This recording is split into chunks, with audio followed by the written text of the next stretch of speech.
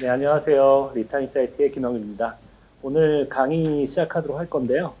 지금 지난달에 글로벌 증시도 그렇고, 금융시장도 그렇고, 좀 복잡한 일이 많았죠.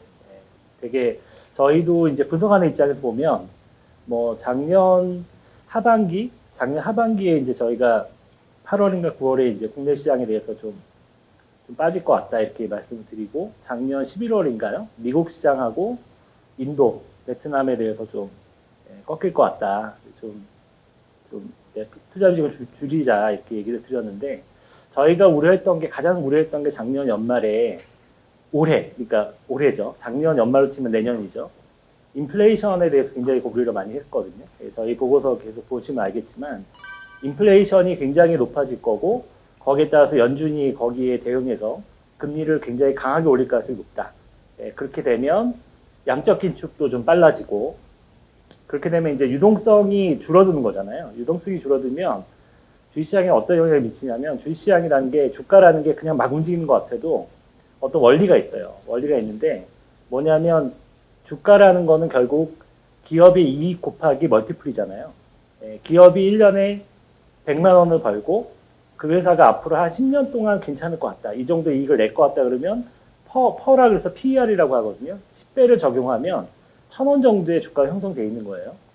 그렇게 이제 주가가 형성돼서 움직이는데 이 유동성이란 건 이 멀티플에 영향을 미쳐요. 왜냐하면 유동성이 작으면 그러니까 유동성이 막 늘어나서 금리가 낮으면 미래에 대한 할인율이 떨어지잖아요. 금리가 낮으니까 아주 장기적으로 좀 투자할 만한 것들도 투자를 하게 되거든요. 금리가 낮으니까. 근데 이제 금리가 막 높아지고 유동성이 축소되면 이 멀티플이 떨어지게 돼요. 그런 효과가 생기는 거고요. 그 다음에 이 주가를 형성하는 두 가지, 멀티플은 그 유동성에 영향을 많이 받고, 금리나. 한 가지는 또 이익이잖아요, 기업 이익. 기업 이익은 가장 중요한 게 이제 경기예요, 경기. 그러니까 기업 그러니까 국가의 경제가 상승 사이클이냐, 하락 사이클이냐. 그러니까 경제가 꺾여서 경기 침체가 발생하면 기업들이 이익이 많이 줄어들겠죠. 줄어들면 또 주가에 영향을 미치게 돼요. 두 가지 요인이 왔다 갔다 하는데, 작년 같은 경우는 유동성이 워낙 많이 공급되어 있었고, 작년까지. 그리고 금리가 굉장히 낮았잖아요. 낮다 보니까 이제 주식시장에서는 보면 경기도 좋았고, 그러니까 기업 이익도 늘어나고, 유동성이 막 늘어나니까 멀티플도 올라간 거예요. 그래서 주가가 이제 굉장히 많이 올랐던 거죠. 어떻게 보면 버블 수준까지 거의 근접할 정도로 올랐다가, 이제 금리가 막 오르기 시작하고, 이제 연준이 통화 긴축 정책을 쓰잖아요. 금리를 올린다는 게. 그리고 유동성이 축소되니까 이 멀티플이 먼저 빠진 거예요. 과도한 멀티플이 빠져서 지금은 멀티플이 어느 정도 함정의 수준까지 내려와 있어요. 그러니까 그 정도 조정을 한 거죠. 주가가. 근데 중요한 건 아직 이 기업 이익이 아직 전망이 되게 좋은 편이에요. 그러면 유동성에 의한 금리 오른 거에 대한 조정은 다 끝났는데 지금서부터의 관건은 뭐냐면 이제 이익이 조정될 거냐. 즉 얘기 뭐냐면 미국 경제가 경기 침체에 빠질 거냐 안 빠질 거냐. 이게 굉장히 중요한 타이밍이 된 거예요. 지금은 인플레나 금리에 대해서도 얘기하지만 우리가 방송이나 유튜브에 보면 전문가들 나와서 인플레, 금리 이런 얘기 하지만 이전보다 많이 언급되는 게 뭐죠 요즘엔? 경기 침체. 주가가 이제 이 부분은 반영을 했는데 이 이익은 아직 반영을 안 한 거예요. 이익이 아직 조정이 안 돼 있으니까. 근데 이제 가만히 보니까 1분기 실적을 이렇게 기업들 실적을 보니 이 경기가 나빠지는 게 보이는 거예요. 유통업체서부터 그 다음에 테슬라를 비롯한 제조업체까지 기업들이 좀 이익은 아직은 괜찮은데 이제 나빠질 게 보이는 거죠. 그러니까 경기 침체 논란이 굉장히 커지고 있는. 지금 현재 저희 모델상으로는 2023년 내년이죠. 내년 하반기 정도 오는 게 정상적인 건데 변수가 있어요. 변수가 뭐냐면 유가하고 국제유가. 그 다음에 연준이 금리를 얼마나 또 강하게 지금보다도 더 속도를 높일 거냐 말 거냐. 많이 앞당겨지면 올해 연말, 내년 연초에 경기 침체가 올 가능성이 높다라고 말씀드렸는데 현재 이제 좀 업데이트를 해드리면 지금 유가가 120불 넘었죠 어저께 국제유가가.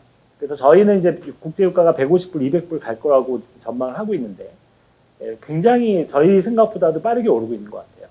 그러니까 요번에 유가는 거의 오일 쇼크 수준으로 오를 가능성이 높아요.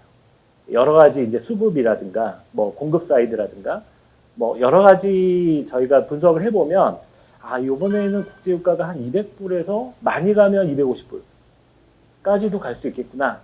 앞으로는 경기 침체와 그 다음에 기업 실적 악화 그 부분이 화두가 될 거고 그 부분이 화두가 되면 시장이 원래 두 가지 시나리오였는데 하나는 경기 침체는 온다. 근데 내년 연말에 오면 주가는 하반기에 한번 점프했다가 그 다음에 밀린다. 이 시나리오와 여기서 별로 반등 못하고 만약에 경기 침체가 올 연말이나 연초로 앞당겨진다면 여기서 반등 제대로 못하고 그냥 빠진다.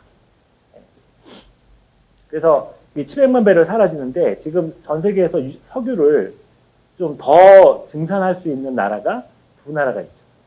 미국의 셰일, 그 다음에 사우디를 비롯한 오펙. 근데 오펙은 지금 증산을 한 4, 50만 배럴씩 하고 있잖아요. 얘네가 최대한 증산을 해도 지금 생산 능력을 보면 한 2, 300만 배럴 정도 더 증산할 수 있어요. 최대한 가동을 하면. 그러면 그래도 모자르잖아요, 지금. 원래 그 원자재 시장, 그러니까 필수 원자재 시장이죠. 석유와 곡물. 이 두 개는 조금만 모자라도 가격이 폭등해요. 왜냐하면 무조건 써야 되니까. 금속은 안 그래요. 금속 시장은 안 그런데 이 원자재 중에 에너지, 석유하고 이 곡물은 조금만 공급이 부족해도 가격이 2배씩 뛰는 그런 성격이 있는데 벌써 이제 그거 오펙이 지금 증산을 많이 해도 한 400만 배럴 부족하잖아요. 그러면 셰일이 채워줘야 되는데 예전 같으면 미국 셰일 업체들이 증산 엄청 했겠죠. 지금 이 정도면. 근데 이전에 석유가 25불까지 빠질 때 미국 셰일 업체들이 한 80%가 망했어요. 망하고 지금 올라온 거예요. 그러니까 이 한 두 번 망했거든요. 셰일 업체들이. 두 번 망하고 나니까 이 셰일은 원래 이 수익성이 나빴잖아요. 그러니까 이게 투자자 자금으로 먹고 살았는데 한 두 번 망하고 나니까 투자자들이 어떻겠어요? 지금 유가가 막 뛰어도 언제 이게 또 내려올지 모르잖아요. 증산 반대, 투자자들이. 그러니까 셰일 기업들이 증산을 못하고 있어요, 지금. 그 다음 이슈는 루나. 이게 루나, 테라 루나 코인 아시죠? 암호화폐. 이게 이제 99.9%가 폭락했죠. 스테이블 코인이었는데. 이거는 뭐, 스테이블 코인, 사실 이렇게 뜯어보면 스테이블 코인이 아닌데, 속은 거죠, 사실은. 제가 봐도 이게 구조 자체가 폰지 사기예요.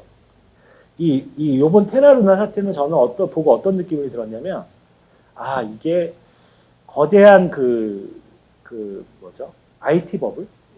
지금 약간 2000년대 버블이랑 비슷해요. 4차 산업혁명, 뭐 가상화폐, 뭐 이런 플랫폼, 뭐 이런 버블 시대였거든요. 최근 한 10년 동안이. 이 거대한 이 IT 버블, 신기술 버블이죠. 성장주 버블이 이게 끝나가는 게 아닐까. 이거는 얘기가 달라요. 이게 조정하는 거, 주가가 뭐 경기 침체로 조정하는 거와 이 버블이 이게 기술 버블이 끝나는 건 되게 다른 얘기거든요. 기술 버블이 끝나면 보통 주가가 고점 대비 70% 빠져요. 나머지 이익이 안 나는 꿈으로 그냥 오른 기업들은 이미 한 70%씩 빠졌죠. 지금 60, 70%씩. 근데 그게 빠지고 나서 바로 올라오느냐 못 올라와요. 거기서 한 4, 5년 기어버려요. 고점 대비 한 80% 빠지고 거기서 4, 5년간을 기어요. 많이 기면 10년을 기어요. 그러니까 다시 원금 회복할 기회를 안 준다는 거예요. 그래서 지금은 이제 그런 상황이 아닐까. 근데 이런 어떤 폰지 사기 이런 것들이 하나 크게 터지잖아요. 이게 이제 시가총액 80조 날라갔다 그러거든요. 80조가. 이게 굉장히 큰 게 왜냐면 이런 사기 사건이 하나 터지면 보통 이제 사람들이 이제 현실을 깨닫게 돼요. 깨닫게 돼서 돌아보게 되는 거죠. 루나 같은 게 또 없어. 이제 냉철해지거든. 이것도 다 이게 유동성이에요. 유동성이기 때문에 이쪽에서 뭔가 문제가 터져서 이게 예전에 그 서프라임 때처럼 파생은 파악이 안 되거든요. 만약에 이거는 뭐 알 수 없는 거지만 하여튼 파생으로 막 이게 등치를 늘려놓은 게 많아가지고 거기서 뭔가 터지면 거기에 물린 사람들이 또 다른 자산도 팔아야 되잖아요. 다 영향을 미쳐요. 전체 자산시장. 그런 어떤 게 좀 나오지 않을까 걱정이 좀 되더라고요. 바이든이 방한을 했잖아요. 이게 이제 첫 페이지가 다 이제 주요 이슈들을 잠깐 설명드리는 건데, 바이든이 우리나라 방한했잖아요. 지난달에. 방한하고 제일 먼저 찾아간 데가 어디예요? 삼성전자 평택공장 찾아갔잖아요. 이게 되게 이례적인 일이에요. 예. 거기 가서 웨이퍼에다가 자기 사인하고 막 그랬잖아요. 그리고 삼성이 미국의 투자를 많이 늘리겠다 이렇게 약속을 하고 이게 뭘 의미하는 걸까요? 두 가지예요. 첫 번째는 우리 지금 반도체 만들 공장이 아직 없어. 그 사이에 삼성전자가 우리한테 먼저 대줘야 돼. 첨단 반도체가 필요하니까. 그거 첫 번째 사인이고요. 두 번째는 이 인도태평양 경제 프레임워크라고 들어보셨죠? 예, IPEF 요번에 가입했다 그랬잖아요. 이거 때문에 온 거예요. 이거 뭐냐면 인도태평양 경제 프레임워크잖아요. 여기에는 중국이 빠져 있어요.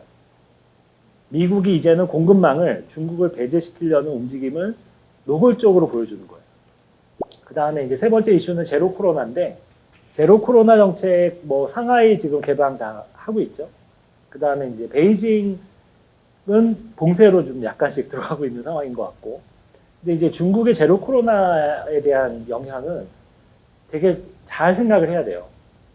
왜냐하면 이게 영향이 생각보다 길게 갈 수 있거든요.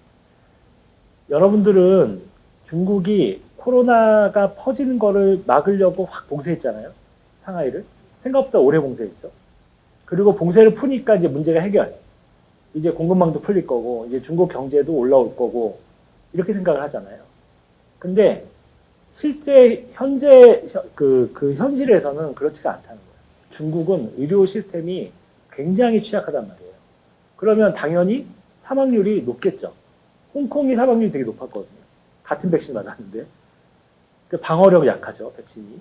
의료 시스템 약하죠. 그러면 만약에 중국에 확 돌았다고 생각해봐요. 이렇게 심하게 안 하고, 안 해가지고, 전역으로 확 돌았어요. 인구 14억 명이잖아요.